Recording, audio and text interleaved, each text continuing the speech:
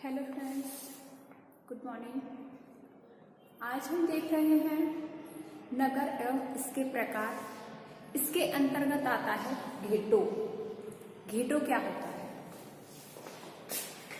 Ghetto वह होता है जो अपने महानगर होते हैं, औद्योगिक नगर होते हैं, है ना, उनके जो बीच में जैसे कि बड़ी बड़ी कंपनियां हैं, उनमें जो वर्कर्स काम करते हैं जो निम्न श्रेणी के होते हैं, तो उनके अंतर्गत काम करने वाले जो लोग होते हैं, महिलाएं होती हैं, पुरुष होते हैं, उनके जो छोटे छोटे बच्चे होते हैं, वो लोग निम्न स्तर से रहते हैं क्योंकि उनकी आर्थिक स्थिति बहुत कमजोर होती है।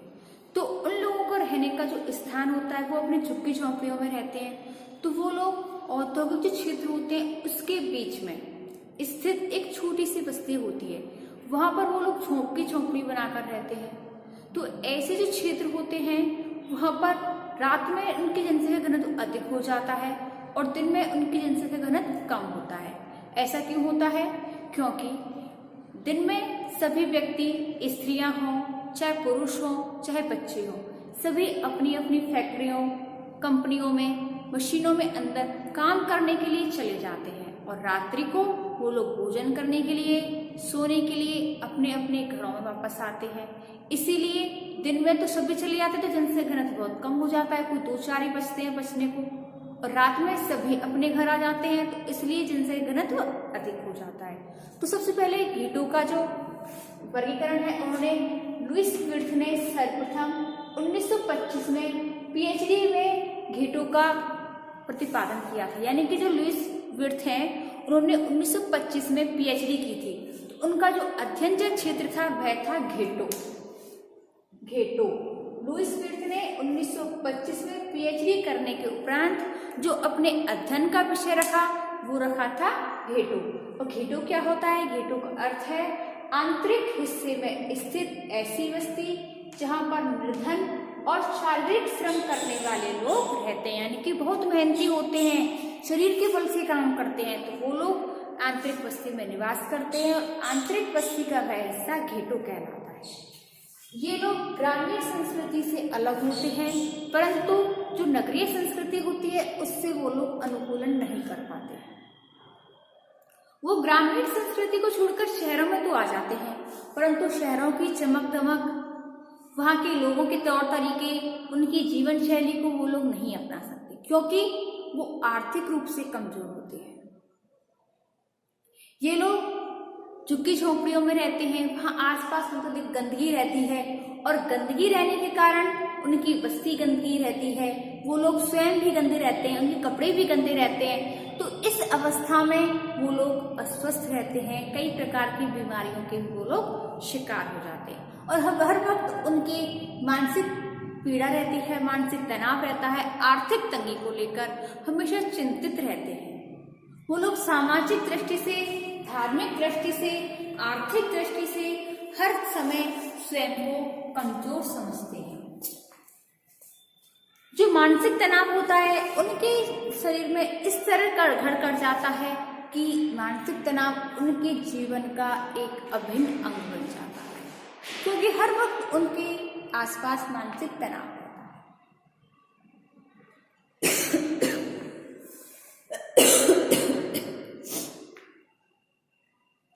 जो घेटो होता है वो बड़े बड़े शहरों, महानगरों, उनके बीच आंतरिक हिस्से में होता है।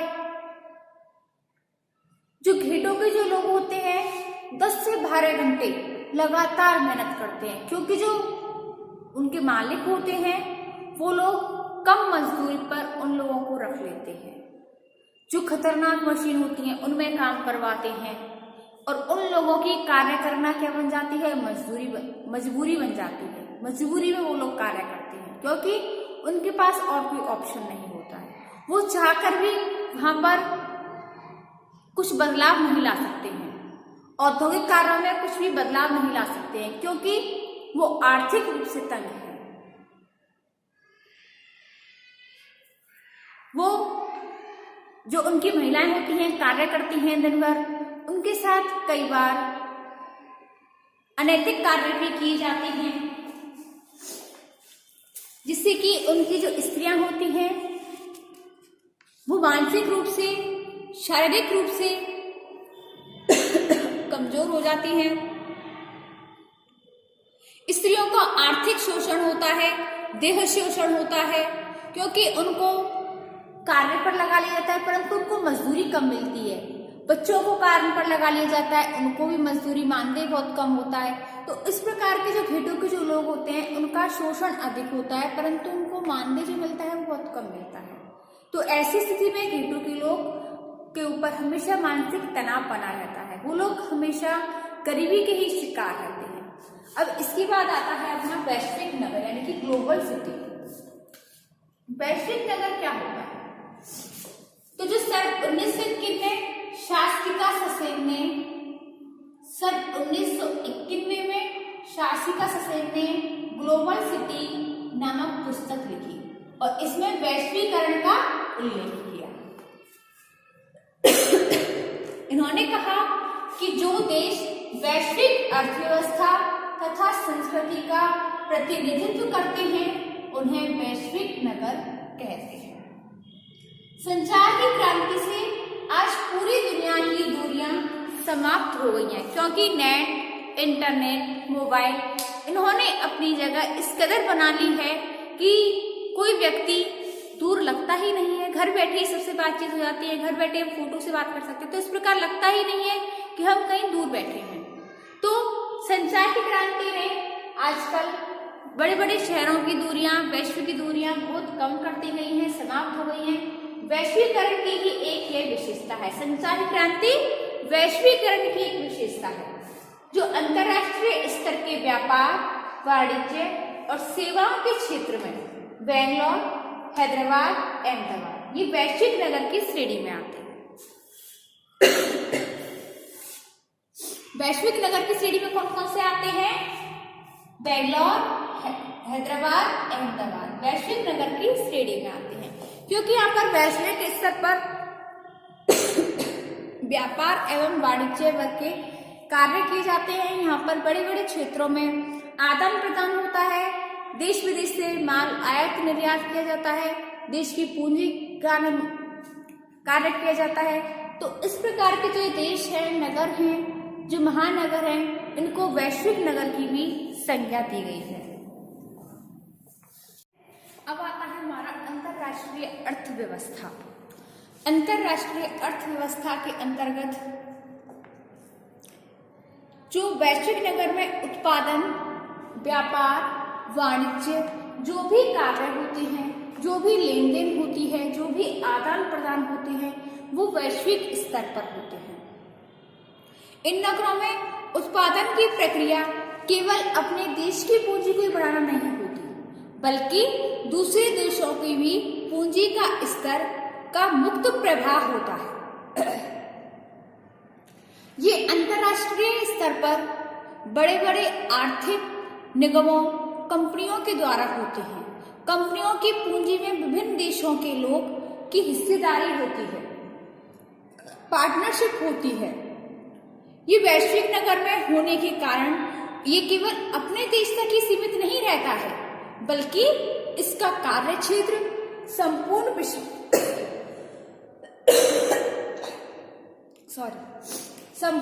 होता है। एक देश में विकसित होने वाली प्रौद्योगिकी का लाभ वैश्विक नगर द्वारा इस कदर किया जाता है कि उत्पादन की गुणवत्ता में सुधार लाने के साथ अपने आप को अंतर्राष्ट्रीय क्षेत्र में भी योग्य बना सके। इसके बाद आता है वैश्विक संस्कृति का प्रादुर्भाव। वैश्विक संस्कृति का प्रादुर्भाव सांस्कृतिक तथा सामाजिक आधार पर। वैश्विक नगर वे क्षेत्र होते हैं, वे नगर होते हैं जो उत्तर आधुनिकता की दशा को स्पष्ट करते हैं। किसी समाज में जब प्रौद्योगिक विकास, सामाजिक गतिशीलता, वैयक्तिक गतिशीलता, स्वतंत्रता, और तार्किक जीवन का जो महत्व बढ़ता है, उस दिशा को हम आधुनिकीकरण कहते हैं। आधुनिकीकरण के फलस्वरूप वैश्विक नगर में लोगों की वेशभूषा, खान पान, उनकी मनोवृत्तियां, उनकी रीति रिवाज, जनरीतियां, व्यवहार एक ऐसा विकसित रूप लेते हैं जिससे देश की सांस्कृतिक विशेषताओं का समावेश होता है।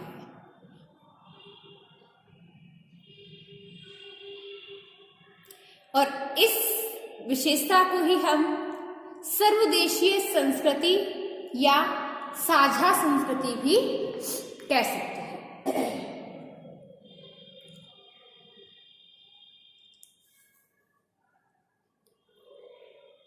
अंतरराष्ट्रीय निगम के अंतर्गत खान पान के क्षेत्र एक वैश्विक संस्कृति को विकसित करते हैं। इन निगमों के द्वारा जलपान गृहों में Manchurian, pizza, burger, idli, dosa, Thai food इस प्रकार के भोजन उपलब्ध रहते हैं और इनके उपयोग को आधुनिकता के प्रतीक में भी देखा जा सकता है, क्योंकि जो वेस्ट इंडियन कल्चर के जो भोजन होते हैं इनको आधुनिक तौर पर देखा जा सकता है, इसको आधुनिक माना जाता है। आजकल के जो बच्चे होते हैं इडली, डोसा, बर्गर, पिज्जा ये खाने के शौकीन होते हैं, बजाय दाल चावल, कड़ी चावल, रोटी ये खाने के शौकीन कम होते हैं। अब आता है राजनीतिक आंदोलन की वैश्विक प्रकृति। जो वैश्विक नगरों की जो प्रमुख विशेषता होती है वो राजनीतिक तथा विभिन्न प्रकार के आंदोलनों की प्रवृत्ति होती है। वो एक दूसरे को प्रभावित करते हैं। जैसे कुछ समय पहले विश्व के जो बड़े बड़े नगर थे उन्होंने देश की राजनीति तक केवल वो सीमित ही नहीं थे, बल्कि विश्व स्तर की राजनीति में भी पार्टिसिपेट करते थे। विभिन्न देशों में घटित होने वाली राजनीतिक घटनाओं जो कि नगरीय जीवन को प्रभावित करती थी, वे नगरों की राजनीति को प्रभावित करती थी। इसके बाद आता है धार्मिक अंतरक्रियाओं में आदान प्रदान। जैसे कि जो वैश्विक क्रियाएं होती हैं, वैश्विक जो नगर होते हैं उनमें धार्मिक क्रियाओं के में भी आदान प्रदान होता है। आपस में एक दूसरे की रीति रिवाजों, जनरीतियों, प्रथाओं, लोक रीतियों, जो धार्मिक रीति रिवाज होते हैं, धार्मिक जो कर्मकांड होते हैं उनका आपस में आदान प्रदान होता है। वो अपनी कुशलता और योग्यता के बल पर एक दूसरे के ऊपर वृद्धि करना आवश्यक समझते हैं। वैश्विक जो नगर होते हैं वो सर्वोत्तम तरीके से धार्मिक क्रियाओं पर अधिक विश्वास करते हैं, धर्म के आदान प्रदान करते हैं। प्रवास की अंतर्राष्ट्रीय प्रवृत्ति यानी कि जो कोई भी शहर हो, कोई भी नगर हो, वैश्विक नगर हो, उनमें प्रवास की प्रवृत्ति चलती ही रहती है। कोई लोग आते हैं, कोई वहां से जाते हैं, तो इस प्रकार की प्रवास की जो प्रक्रिया होती है वो निरंतर चलती रहती है। प्रवास की जो प्रवृत्ति होती है, प्रवास की जो निरंतरता रहती है, वे अपने देश की पूंजी को बरकरार बनाए रखती हैं। इससे देश की जो पूंजी होती है उसमें वृद्धि होती है। समरूपता तथा विविधीकरण, वैश्विक जो नगर होते हैं उनमें समरूपता का भाव देखा जाता है, आपस में विविधीकरण का भाव देखा जाता है।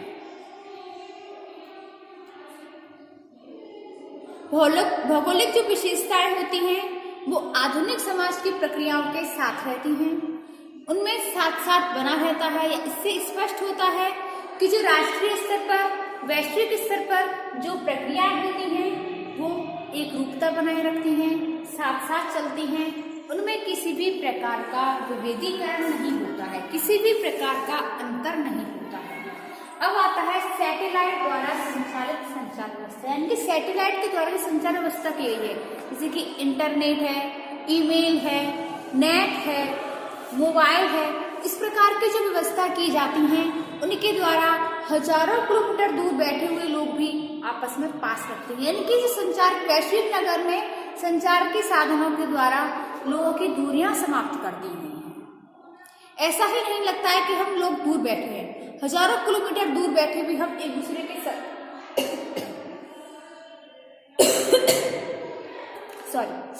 एक दूसरे के संदेशों को पहुंचा सकते हैं, आपस में विचारों का आदान प्रदान कर सकते हैं, एक दूसरे के फोटोज देख सकते हैं, तो एक दूसरे के विचार विमर्श कर सकते हैं, सलाह मशवरा कर सकते हैं।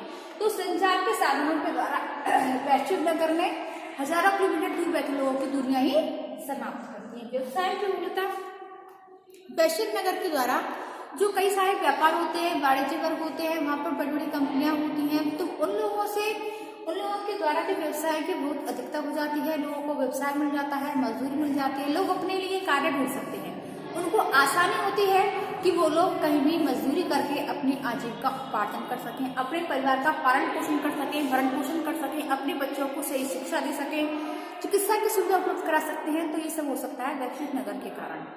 अगला आता है जनसंख्या का आकार तथा घनत्व। जो वैश्विक नगर होते हैं, बड़े बड़े नगर होते हैं, महानगर होते हैं, उनमें जनसंख्या घनत्व और आकार बहुत अधिक होता है। तो ऐसी स्थिति में वहाँ के लोगों के लिए काफी कई तरह की सुविधाएं प्राप्त होती हैं, कई प्रकार की प्रक्रियाएं उनके लिए होती हैं, उनके पास मौलिक संस्कृति होती है, परिवार व्यवस्था होती है, साहित्य होता है। तो इस प्रकार की गतिविधियों के साथ इन सभी निरंतरताओं के साथ व्यक्ति अपने जीवन की विधि को एक रूपता बनाए रख सकता है और अपने जीवन को सुचारू रूप से चला सकता है। तो स्टूडेंट्स, आज की वीडियो में हमने घेटो देखा। घेटो जो होता है वो आंतरिक हिस्से में एक छोटा सा हिस्सा होता है जिसमें व्यक्ति झुग्गी झोपड़ियों के अंतर्गत अपने बच्चों को लेकर रहते हैं, शारीरिक श्रम करते हैं। इसके बाद हमने देखा वैश्विक नगर में संचार के साधन होते हैं, व्यापार होता है, वाणिज्य वर्ग होता है, जिससे कि देश की पूंजी की अर्थव्यवस्था को बनाए रखते हैं। स्टूडेंट, आज के लिए बस इतना ही। इससे आगे हम देखेंगे अपने नेक्स्ट वीडियो में। धन्यवाद।